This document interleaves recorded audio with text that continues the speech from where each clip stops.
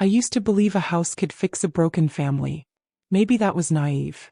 But when you spend your whole life trying to hold people together, you start thinking walls and a roof might do what your hands can't anymore. At 63, with more years behind me than ahead, I spent every penny I had saved on a warm little house right outside Atlanta. A place big enough for all my grown children, a place I hoped would pull us back into each other's lives. I imagined Sunday dinners, grandbabies running down the hallway, laughter filling the rooms I worked so hard to buy. But dreams don't always move in with you. One by one they left. Some quietly, some with excuses, some without looking back. And suddenly I was standing alone in the home I bought for all of us, holding a mortgage, a broken heart, and a truth I wasn't ready to face. What I did next wasn't revenge, not the kind people expect. It was something quieter and stronger. I was 63 years old when I signed the papers for that house, and I still remember how my hands trembled as I held the pen. Not because I was scared of the mortgage, though Lord knows I should have been. It was because a part of me honestly believed that house was going to save my family. I believed it with my whole heart. After spending so many years watching my children drift farther and farther away, one to Florida, one to Texas, one staying close but always too busy, I thought maybe a home, a real home, could bring them back to me. I thought if I built something warm enough, steady enough, full of enough love, they'd remember where they came from. The house wasn't fancy. It wasn't the biggest on the street or the newest. It was a one-story brick place just outside Atlanta, with an old pecan tree in the front yard and a wraparound porch that looked like it had held a lot of rocking chairs and a lot of conversations. The porch alone made me feel like I could breathe again, like this was the kind of place where life slowed down just enough for family to catch up with each other. I walked through it the first time with a real estate agent who talked too fast. She kept telling me about the square footage and the roof warranty and neighborhood school ratings. But I wasn't listening to any of that.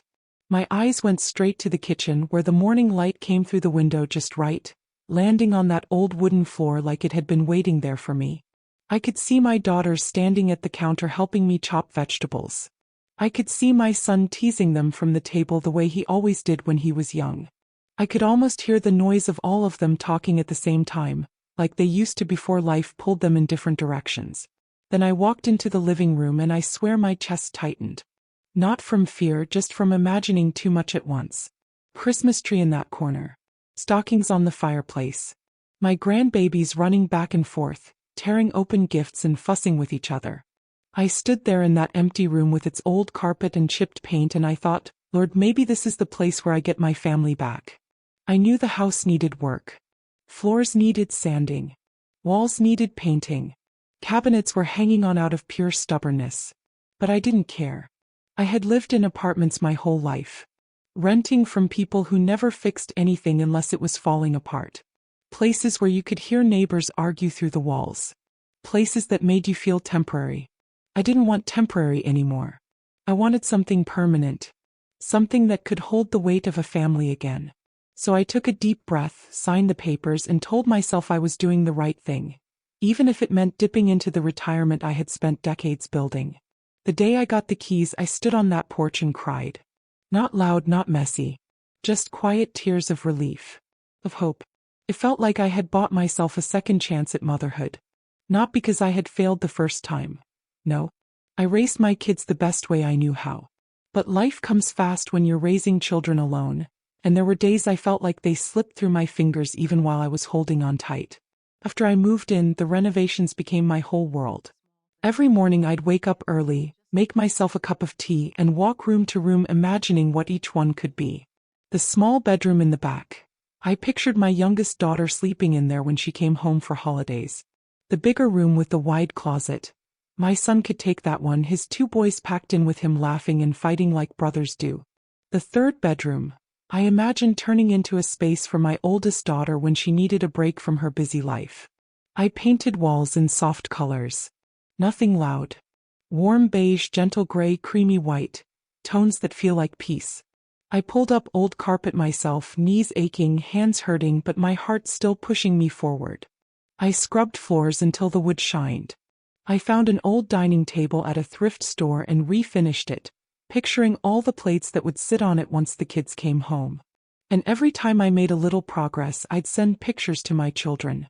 My youngest daughter always sent heart emojis and short messages like, "Looks great, Mom." My oldest daughter would say, "I love it, Mama. Can't wait to see it in person." My son always said, "Proud of you, Ma. I'll try to come by next month." Each message gave me a little more fuel. A little more reason to keep going. A little more hope that maybe, just maybe, they meant it. At night, when the house was quiet and the smell of fresh paint lingered, I'd sit on the porch with a blanket around my shoulders and picture them living there with me. I pictured Sunday afternoons filled with noise and food and laughter. I pictured birthdays and Thanksgiving dinners. I pictured grandbabies learning to walk on my floors, pulling books off the shelves, leaving little fingerprints on the windows. Maybe it was foolish. But dreams don't need permission to grow. A few weeks later, my kids started visiting. Not all at once, never all at once, but one by one. My youngest daughter was the first. She walked through the front door, put her hands on her hips, and looked around like she was seeing a palace instead of a modest old home. "Mama," she said, "you really did this. Just you." I smiled so big my cheeks hurt. And when she hugged me, I held her longer than she expected. A few days after that, my son stopped by. He walked through each room with his two boys who ran around like the house was a playground. Watching them made my heart swell so full I thought it might burst. He stood in the kitchen, rubbing his hand across the counter I'd refinished myself, and said, "Ma, this place feels like home. For real. When we get things settled, I'll bring our stuff and help out with the bills." I didn't care about the bills at that moment. I only cared that he used the word home. Then my oldest daughter came for a visit. She stood in the living room with her arms crossed and tears forming in her eyes. "You always find a way, Mama," she said quietly. "I swear you do." I wiped her tears before she could. And that was the moment, the exact moment, I believed it was finally happening. My family was coming home. Maybe not today. Maybe not tomorrow. But soon. I felt it deep in my bones. Over the next few weeks, they each made promises. My job transfer should go through by fall. "As soon as school lets out, we'll move in with you, Mama. I'm tired of renting. Your house will be perfect for us." I held on to every word, every promise, every hint that I wouldn't be alone in that house forever. But sometimes we hear what we want to hear, not what people are truly saying. The whole time I was building that home with love, I didn't realize the people I was building it for were already slipping away again. And the promises that sounded like hope were already starting to turn into smoke. I used to replay their promises in my head at night, the way some folks replay old songs that once made them feel alive. My son saying, "Ma, I'll help you with the bills once we settle in." My youngest daughter whispering, "I can't wait to live here, Mama. This house feels like home already." My oldest telling me, "Give me a little time, Mama. I'm coming back. I promise." Those words felt warm. They felt like family used to feel when they were little, tugging at my dress or calling for me down the hallway. And for a while they carried me through each day, those promises, those small pieces of hope. They kept me sanding floors and painting walls and wiping down windows as if love itself was coming tomorrow, packing boxes and moving in. But what I didn't realize then was that promises can sound soft as love while moving through your fingers like smoke. At first everything seemed fine. They would stop by from time to time, check on the progress, tell me how proud they were. My son came the most often in the beginning. He'd bring the boys, let them run around the porch, letting their laughter bounce between the walls like the house had already claimed their memories. Sometimes he'd help me bring in groceries or move a piece of furniture around. And every time he left he'd say, "Ma, I'm working on things. I swear we're moving in soon." But then he started coming less often. Not enough to alarm me, not yet, but enough for me to notice. He'd call instead of visiting. He'd say he was tired from work, or the kids had soccer, or his girlfriend wasn't feeling well. I told myself it was normal. Life gets busy. Kids get older. Schedules fill up. I didn't want to assume anything bad. I didn't want to look too closely at the way his voice sounded when he said, "soon," like the word was getting heavier for him each time. Then my youngest daughter started drifting too. When I bought the house, she was the most excited. She walked through every room telling me how she'd decorate her space, where she'd put her bookshelf, where she wanted to hang family photos. She even helped me pick out paint colors for the hallway and suggested we start a Sunday dinner tradition once everyone moved in. But slowly, almost quietly, her excitement thinned out. She'd text instead of calling. She'd say, "Mama, work's been crazy," or, "I promise I'll come by next weekend." But those weekends kept slipping away. Sometimes she'd send a heart emoji instead of a real reply. It wasn't that she stopped caring. It was more like life grabbed her by the arm and pulled her in a different direction. I could hear it in her voice sometimes, the way she sounded tired, stretched, like she was trying to balance too much at once. And I understood. I've lived long enough to know the world pulls on women harder than anyone realizes. But her silence still stung, like a soft bruise pressing deeper each time I reached out. My oldest daughter was the first of the three to fall almost completely quiet. She had her own life, her own responsibilities, and I always respected that. She was the one who had moved farthest away, both in miles and in spirit. She visited once after I bought the house, and when she hugged me that day, she cried. But after that, the calls grew shorter. Then they grew less frequent. Then they barely came at all. I tried not to take it personally. Tried not to let the old fears sneak in. I told myself she'd come around once things settled. Maybe her job was stressful. Maybe she didn't want to bring her worries into my clean, fresh start home. I made excuses for her the same way mothers make excuses for their children long after they're grown. But the truth was, I could feel them slipping away. Not with anger. Not with fights. Just drifting. Like leaves floating further every time the wind picked up. There was a day, I still remember it clearly, when I realized how quiet the house had become again.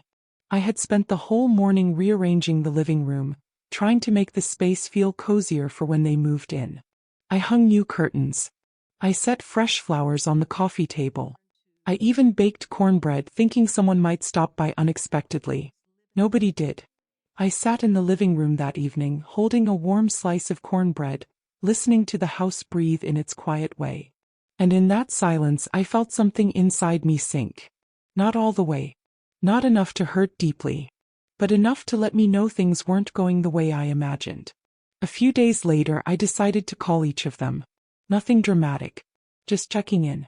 My son answered, but his voice was rushed, winded, like he was talking while moving around. He said he couldn't come by that week because he had unexpected overtime. Something in the background made me think he wasn't home at all, but I didn't ask. My youngest daughter answered on the second try. She sounded exhausted. I told her to take care of herself, and she said, "I will, Mama. I'm sorry I haven't been around. I'm just trying to keep up with everything." She didn't sound like she meant to hurt me. He just sounded tired. My oldest daughter didn't answer at all. She sent a text 2 hours later that said, "Busy day, Mama. I'll call soon." He didn't. That was the first week I felt something shift. Not because of anything they said, but because of what they didn't say. They didn't ask how I was holding up. They didn't ask about the renovations anymore. They didn't mention moving in. Not even in passing. The next month, reality finally started revealing itself. Not through words, but through bills. The first mortgage payment came, and it hit harder than I had braced for. I paid it, telling myself next month would be easier.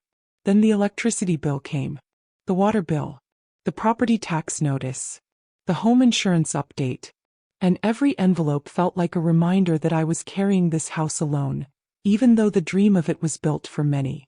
I found myself doing math at the kitchen table almost every night after dinner. Calculating. Subtracting.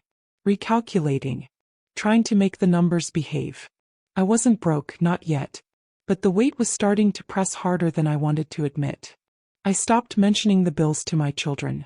I didn't want to sound like I was pressuring them. I didn't want to guilt them into coming home. Love shouldn't be something you drag people into. But one evening when my son called, I gently mentioned the rising costs. I didn't ask him for anything. I didn't blame anyone. I just said, "This house takes more than I expected." He was silent for a moment. Then he said, "I hear you, Ma. We'll help out once things settle down." That same phrase again. Once things settle down. I could feel it floating between us like thin, fragile air. The truth hit me slowly. Not in a dramatic moment. Not in a big argument. Just gradually, like the way dusk becomes night without you noticing the exact second it happens. Their promises weren't lies. They were hopes spoken out loud. But hope doesn't pay a mortgage. And love doesn't fill rooms people stop coming into. Silence replaced enthusiasm. Texts replaced visits. Excuses replaced plans. And one morning, as I stood in the kitchen waiting for the kettle to whistle, I realized something simple but heavy. This house, the one I bought with everything I had, everything I hoped for, was mine alone. Not ours. Not a family home. Just another place I convinced myself would change what people had already chosen for themselves. And standing there in that quiet kitchen, I knew part 3 of the journey was coming. The part where I'd have to decide whether to drown in the weight of this house, or find a way to breathe again inside it. I didn't realize how loud a quiet house could be until the promises faded and I was left alone with the echoes. Not real echoes, not the kind that bounce off walls, but the kind that live inside you, the kind made from all the hope you poured into something that didn't hold. Some mornings I'd wake up and forget for a moment that I was the only one living there. I'd walk into the kitchen expecting to hear a voice, or the sound of someone shuffling around, or even the noise of shoes on the hallway floor. Instead, I'd hear the soft hum of the refrigerator and nothing else. The bills came in steady, the way waves keep reaching the shore. Mortgage, electric, water, taxes. Every envelope felt like a reminder that I was carrying this house by myself. I'd sit at the dining table, the one I refinished with my own hands, and slide the bills into a neat little row like soldiers. Then I'd go down the line adding numbers, subtracting money I didn't want to spend, trying to stretch what I had left. I had never been irresponsible with money. I always worked, always saved, always lived modestly. But a house is a different kind of responsibility. A house expects you to be strong even on days when you feel like you're barely standing. A house demands money even when your heart's too tired to count it. And a house doesn't care if you bought it with dreams or desperation. It only cares whether you keep the lights on. I tried to pretend everything was fine. I told myself it was just a slow season, that my kids would come around, that we'd still have Sunday dinners. I even set the dates. I texted them one by one asking if they were free. My youngest daughter wrote back, "Maybe, Mama. I'll see how I feel." My son said, "We'll try, Ma." No promises though. It's been rough lately. My oldest daughter didn't respond at all. Still I cooked. Still I prepared. Still I held on to the thin thread of hope that maybe, just maybe, they'd surprise me and come through the door smiling. I made cornbread, collard greens, baked chicken, and a peach cobbler just the way they liked it. The house smelled good, warm, familiar, comforting. I set the table, wiped it twice so it would look just right, even placed little folded napkins the same way I used to when they were young. Then I waited. The clock ticked loud enough to feel like it was judging me. 5 minutes passed. 10, 20, an hour. I checked my phone over and over. Maybe I missed something, maybe someone was running late. But the only messages I saw were ads and a weather alert. My food got cold while I sat there trying to swallow the truth forming in my throat like a stone. Eventually I cleared the table, packed the dishes into containers and put them in the fridge. It wasn't anger that hit me first. It was a kind of deep, heavy sadness that made my chest feel hollow.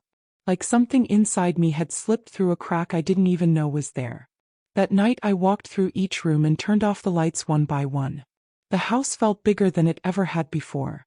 Bigger and emptier. I tried again the next week. Not a big dinner this time. Just invited them to stop by, maybe watch a movie, spend a little time together. But excuses came faster now. Work, kids, errands, plans they forgot to tell me about. Every message felt like a door closing. Then came the day I realized I hadn't heard from my oldest daughter in nearly 3 weeks. I sent her a soft message, not pushing, not guilt-tripping, just saying I missed her. She replied 2 days later, "Love you, Mama. Been busy." That was it. No call.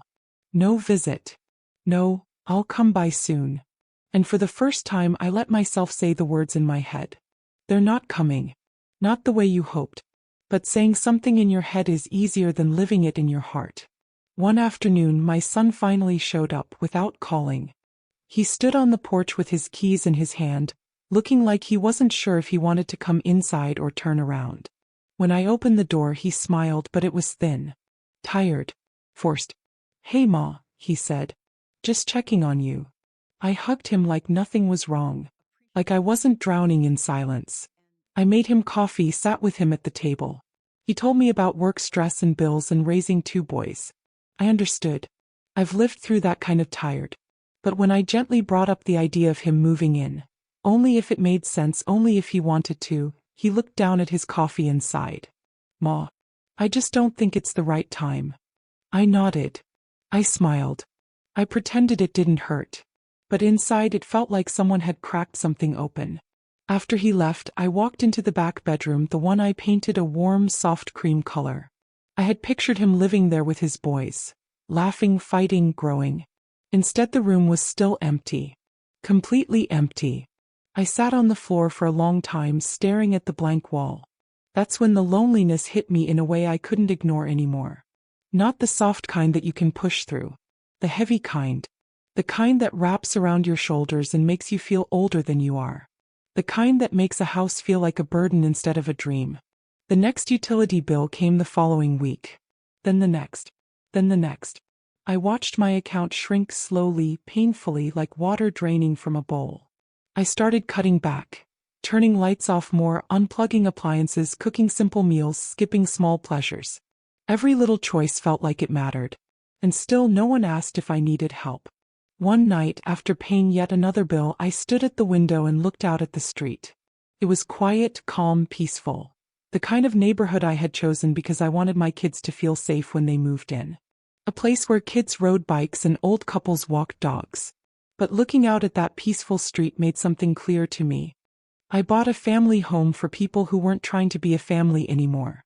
I kept telling myself, you can fix this. You can bring them back. But I was learning a hard truth. You can't force grown people to stay anywhere they don't want to be. No matter how much love you put into the walls. No matter how much hope you paint over the cracks. They have to want the same dream you want.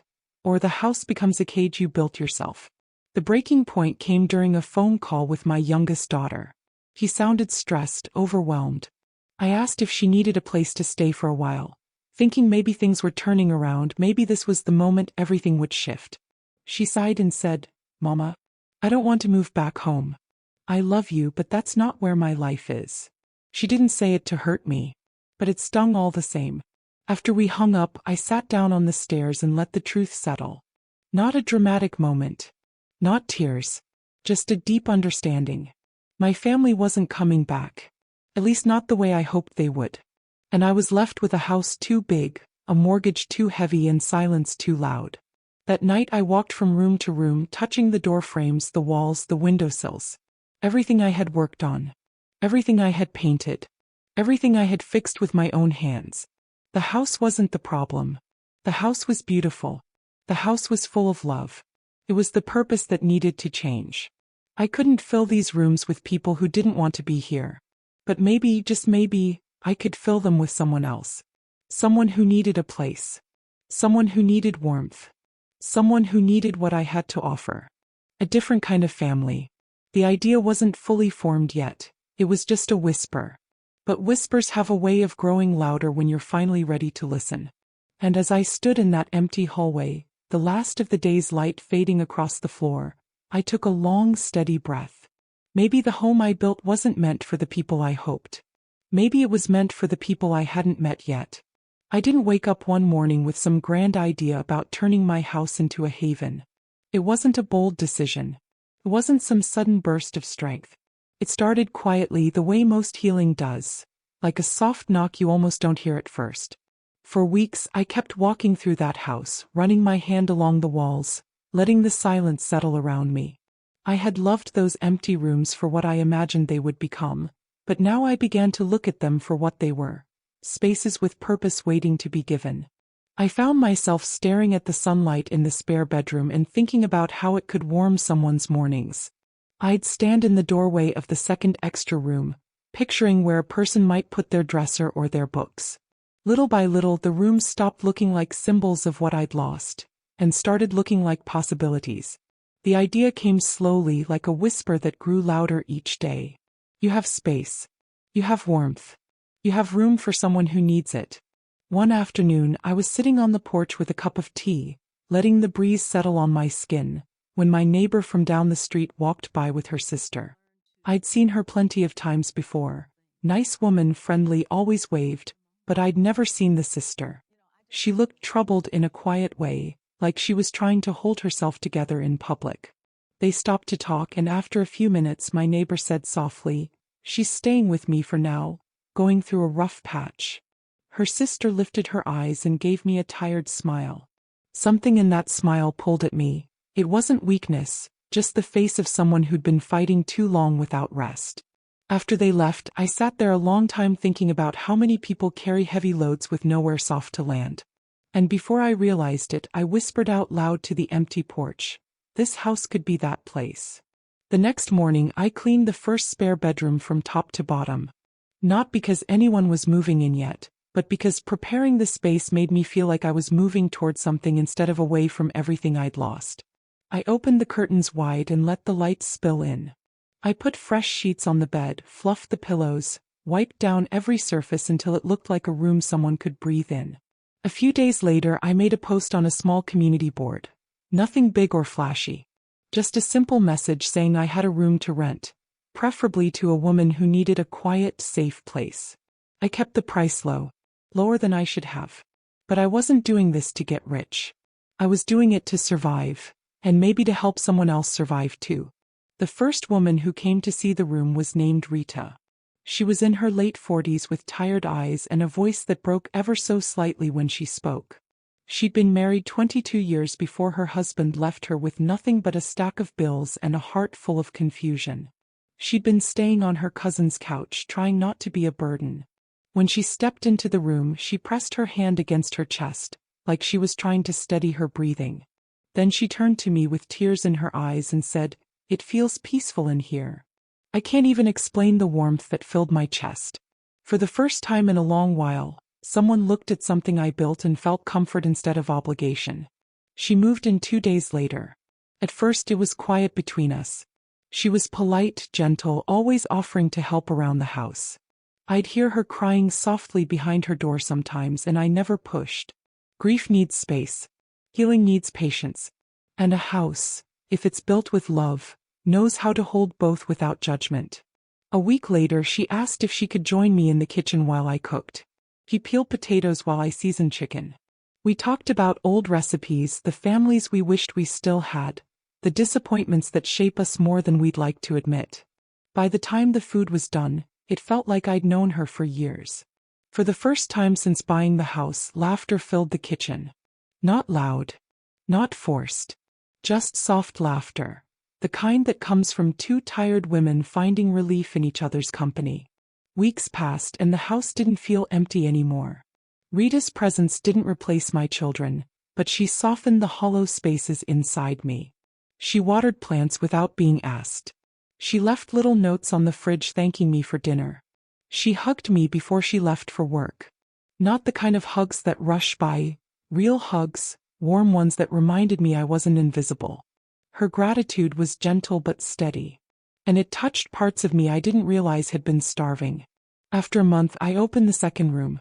The next woman to move in was Sharon, a widow in her 70s who had lost her husband the previous winter. She said the silence in her old house felt like it was swallowing her whole. When she came to see the room, she ran her fingers across the windowsill and said, "I just need somewhere I don't feel like a ghost." I nodded because I understood that feeling deeper than she knew. Sharon brought a softness into the house that made it feel lived in. She loved sitting on the porch with me in the evenings, telling stories about her husband, stories filled with both joy and sorrow. Sometimes she cried quietly, and I'd place a hand over hers until her breathing steadied. Sometimes she'd laugh, and that warm laugh of hers traveled through the house like sunlight. Then came the third room. A young woman named Tessa, barely 22, escaping a home that hurt more than it healed. She carried her life in 2 trash bags and 1 broken suitcase. She kept apologizing for taking up space. Kept saying she didn't want to be a problem. I told her gently, "Baby, this house has enough room for your whole heart, even the cracked pieces." She cried when I said that, real shaking sobs. The kind you've been holding back for years. I held her until the weight eased off her shoulders. Over time, the house began to change. Not physically, though laughter can feel like a renovation all on its own. But emotionally, the kitchen was full again. The hallway carried footsteps. The living room saw blankets tossed across couches, tea mugs left on end tables, someone humming softly while folding laundry. The house felt alive. And so did I. It was strange, in a way, to feel more seen by three women who started as strangers than I had by my own children in years. They noticed when I was tired. They helped without being asked. They sat beside me when my knees hurt or when my silence was a little too quiet. They thanked me, genuinely, softly, every single day. And with each thank you, something inside me healed. I didn't expect to become family to them. I didn't expect them to become family to me. But that's the thing about life. Sometimes the people who choose you end up loving you better than the people you gave life to. I thought often about my children, but not with bitterness anymore. The hurt was still there, sure, but it wasn't sharp. It wasn't cutting me open the way it used to. The house they walked away from was the same house that saved me. And the love I hoped they'd bring back found its way in through different doors. And slowly, quietly, without forcing it, I began to grow again. Stronger. Softer. More whole than I'd been in a long time. One evening, after everyone had gone to bed and the house settled into its nighttime hush, I walked through the living room, turning off the lamp. I looked around at the blankets folded neatly, the books left open on the coffee table, the soft glow coming from under Sharon's door, and I felt something shift inside me. I wasn't alone. Not anymore. Not in the way that mattered. This house had become a haven. A place where broken people could rest. And helping these women, watching them heal, started to heal me too. But life has its own way of circling back, sometimes without warning. Sometimes bringing things to your doorstep you thought were long gone. And it wasn't long before the family who left started knocking again. Time has a way of softening the sharp edges of a house. Years passed, and the women who lived with me settled into their own quiet rhythms. Some stayed long, some drifted out into new lives they could finally build. But each one left a trace of warmth behind that clung to the walls like sunlight. The home I once bought with heartbreak ended up humming with life I hadn't expected. Laughter, soft footsteps, late-night conversations, shared meals, and healing that traveled in both directions. I didn't think much about my children during those years. Not out of anger, but because I had finally stopped trying to drag them into a dream they didn't want. The house wasn't waiting for them anymore. It was living. But life has a habit of circling back in ways you don't prepare for. It started with my youngest daughter, the one who used to promise she'd move in, the one who used to say this house felt like home. I hadn't seen her in a long time, just occasional holiday calls and the kind of messages you send out of obligation rather than desire. One afternoon she showed up on my front porch without warning. When I opened the door, I barely recognized her, not because her face changed, but because the weight she was carrying was heavy and obvious. She didn't smile. She didn't step forward to hug me. She just stood there holding a duffel bag with frayed straps. "Mama," she started, voice trembling a little, "do you have a minute?" I stepped aside without question. Years of motherhood don't disappear, even when the years have stretched thin. She sat at the kitchen table while I made her some tea. Her hands trembled around the cup. After a long pause she said, "Me and Brandon, we're done. I had to leave. I didn't have anywhere else to go." Her words hit me like small stones, hard enough to hurt but soft enough to slip through your fingers before you can catch them. I felt the old habits rushing back. The instinct to scoop her in, give without thinking, rescue without asking why. But the house wasn't empty anymore. It wasn't the same quiet space waiting for a family who never came. This house was full, emotionally and practically. So I asked gently, "Baby, what are you needing from me right now?" She blinked, surprised. She wasn't used to me setting the tone. She wasn't used to me asking for clarity. She was used to me already offering everything. "I need a place to stay," she whispered. "Just for a while. Until I figure things out." Her eyes searched the room, looked down the hallway toward the bedrooms that used to be empty, the ones I once prepared for her. But now one belonged to Rita, another belonged to Sharon, and the third was storage for house supplies and extra linens. For the first time in her life, She realized she wasn't automatically the center of the house anymore. I explained the situation gently. There's not a free bedroom, sweetheart. But we can talk about options. Maybe something temporary. She looked stunned. Like it had never crossed her mind that the house might not be waiting just for her. The conversation didn't get ugly. She wasn't cruel. She wasn't ungrateful. But she was disappointed, deeply. She left that evening with a polite hug and a promise to call me later. But her face told a different story. A story of someone who expected a door to open wide because of history, only to find it cracked instead of swinging freely. I thought that was the end of it. Until my son called 2 weeks later. He didn't bother with small talk, just jumped straight into it. "Ma, I'm in a bind. We had to leave the apartment. Looking for somewhere to stay temporarily. Your place still got rooms." I closed my eyes when he asked. Because even though he didn't see the house often, he still held an image of it. Big, open, waiting. "Baby," I said softly, "those rooms are full. I rent them out now." Silence. Then a tired sigh. "So, you can't help us?" I didn't answer immediately. Not because I didn't want to help, but because I had helped my children every way a single mother can. Emotionally, financially, spiritually. And for years all I got in return was distance that stretched miles and years. He spoke again, sharper this time. "I mean, you bought that big house. You said it was for all of us.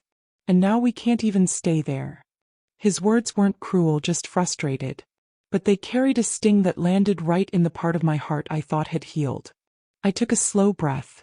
"Baby, this house almost broke me trying to wait for y'all. I had to make it what it needed to be. What kept me alive. What kept it standing." He went quiet. Then he said, "I'll figure something out," and hung up. My chest felt heavy for days after that call. Not with guilt, but with grief. The kind that comes from realizing you're no longer needed in the way you once were. And maybe never were in the way you hoped. A month later, my oldest daughter reached out. She didn't call. She sent a text that said, "We need to talk." When we finally spoke, she told me she was going through a rough patch. Health issues, job troubles, bills piling up. And then she asked the question I had been waiting for but still wasn't ready to hear. "Mama, can I move in for a while?" Her voice wasn't entitled or demanding. It was tired, worn, feared. Like someone who had finally run out of places to fall. And for the first time, the guilt I expected myself to feel didn't come. Instead, I felt something else. Clarity. I sat there listening to her breathing through the phone, and all the years washed over me at once. All the promises, the silence, the abandonment, the hurt, the loneliness, the empty rooms I held open for them like doors in a storm. And I realized something simple but powerful. They didn't come back because they missed me. They came because they needed something. And I wasn't angry about that. Not anymore. But I also wasn't willing to shrink myself again to make room for people who only saw me when life pushed them toward my porch. So I explained the truth as gently as I could. "I don't have space, baby. This house became something different. Something that saved me."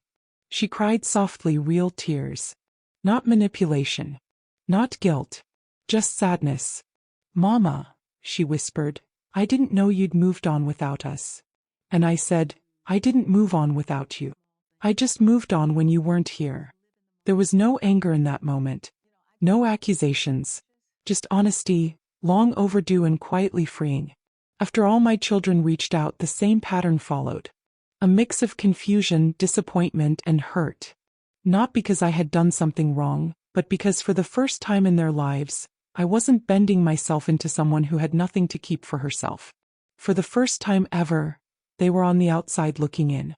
A strange shift happened inside me. I didn't feel vindictive. I didn't want to punish them. I didn't want revenge in the loud, fiery way people imagine. My revenge was quieter than that. Smaller. Gentler. More honest. I simply chose myself. I chose the home I built, not the dream I imagined. I chose the women who helped me heal, not the ones who had forgotten I existed until they needed shelter. I chose peace over patterns. I chose boundaries over guilt. I chose to keep the life that saved me instead of reopening old wounds to soothe their new ones. And the strange, unexpected truth was, it wasn't cruel. It was necessary. Because the family who left only came back when they were struggling. But the family I created stayed even when I was okay. And standing in that truth, I felt something settle inside me, a feeling I hadn't known in decades. Strength. Steady, quiet, grown woman strength. But life wasn't done circling back yet. Not for me. Not for this house. Not for the story of who walked out and who walked back in. After my children reached out that year and realized the house wasn't wide open the way they expected, I felt something inside me settle. Not in a cold or bitter way, but in a steady, grounded way. It was the first time in my life I wasn't shaping myself around anyone else's expectations. I wasn't shrinking, bending, or overreaching. I wasn't begging for closeness or apologizing for wanting company. I wasn't waiting anymore. I think that surprised me more than anything. For so long I believed motherhood meant giving until I had nothing left, even when no one gave anything back. But somewhere between the silence of those empty rooms and the laughter brought in by those women who lived with me, I learned a different kind of love. A quieter kind. A kind you don't lose yourself inside. It didn't take long for my children to realize I wasn't angry with them. I wasn't punishing them. I wasn't holding grudges or making lists of all the ways they'd failed me. I simply wasn't stepping back into the version of myself that bent to hold everyone else up. And once that truth settled between us, our relationships began to shift. Slowly, naturally, not forced. My youngest daughter was the first to visit again, this time with more humility than I'd seen in years. She knocked softly instead of walking in. When I opened the door, she gave me a real smile, the kind that lifts the eyes and softens the face. She hugged me longer than usual, holding on like she understood something she had never seen clearly before. We sat on the porch for a long time, sharing a pitcher of sweet tea the way we used to when she was young. She talked about her breakup, her mistakes, her regrets. There was no rush in either of our voices. It felt honest, fresh, and strangely peaceful. At one point she said, "Mama, I didn't realize I kept expecting you to hold me up while I wasn't even checking if you were standing steady." That was the first time I saw her reflection sharpen. Not the reflection in a mirror, but the reflection of who she was growing into. The truth softened her edges, and for the first time in a long while, she didn't look like a child needing rescue. She looked like a woman learning how to carry herself. My son took longer. He visited once, then twice, then stopped by when he was in the neighborhood. He played with the women's kids in the yard, swapped repair tips with Sharon, and even helped Tessa fix a loose board on the porch. One evening, after everyone went inside, he stayed behind and said quietly, "Mom, I'm proud of what you built here." I didn't say that before. I felt something warm settle in my chest at those words. Not the old warmth of hopes pinned on promises, but the new warmth of genuine recognition. He wasn't visiting to move in. He wasn't visiting to ask for something. He was visiting because he wanted to see me. That alone was a kind of healing I didn't know I needed. My oldest daughter, though, she took the longest. She had always been the one who carried her pride in front of her like a shield. She called now and then, sent small gifts on holidays, but she kept a distance that made me wonder if the years had stretched too far between us. But one morning, months after everything happened, she showed up without warning. She stood on my porch with swollen eyes and trembling hands. She didn't even say hello. She just stepped forward and hugged me, full body breaking down in my arms like she was letting go of years of holding everything together. "I'm sorry, Mama," she whispered. "I didn't know how to come back without wanting something from you." I held her the way I used to when she was small, rubbing her back until her breathing slowed. When she finally looked up at me, the shield was gone. She was just my daughter again, vulnerable, imperfect, human. And that was enough. I didn't invite her to move in. I didn't rush to fix her problems. I didn't offer more than I had the strength to give. But I did tell her she was welcome to visit any time. That the porch was still open to her. That a mother's love doesn't disappear, even when the doors have to stay partly closed for the sake of peace. And in that moment I realized something I had never understood when I was younger. Boundaries are not walls. They are doorways, just not ones you leave wide open for anyone to walk through without knocking. As time passed, my children visited more often, not because they needed a place to stay, but because they wanted to be part of the life I had built. They'd stop by for dinner, bring groceries, ask about the women living with me, laugh with them, help with odd jobs, and so slowly I almost didn't notice. It felt like we were building a different kind of family. Not the one I had dreamed of, but the one we were capable of becoming. The women who lived in the house became important to them too. They brought gifts when the holiday season came around. They helped decorate. They joined birthday dinners. And every so often one of my children would pull me aside and say something like, "Mama, you've changed lives here," or "This house feels different now," or "I didn't know you had this much strength." But the truth was, I didn't find strength out of nowhere. I found it after losing everything I had pinned my heart to. And I found it again by choosing to fill my home with people who didn't walk away when things got heavy. Revenge doesn't always look like payback. Sometimes revenge is just living well, living fully, living peacefully. Sometimes revenge is showing the world, and yourself, that the things meant to break you ended up building you instead. There were nights when we all sat around the dinner table. Me, my renters, my children, eating the kind of meal that fills more than your stomach. I'd look around the table and see faces from different generations, different stories, different hurts and triumphs, all gathered under one roof I once thought would collapse around me. And in those moments I knew the truth deep down. I hadn't lost my family. I had expanded it. The house didn't fall into the silence I feared. It sang. It hummed. It healed. And so did I. Now, in these later years of my life, I don't spend time wondering why things didn't go the way I wanted. I don't carry resentment. I don't keep score. I don't wait for something that once left me standing alone. My quiet revenge was simple. I chose peace. I chose purpose. I chose myself.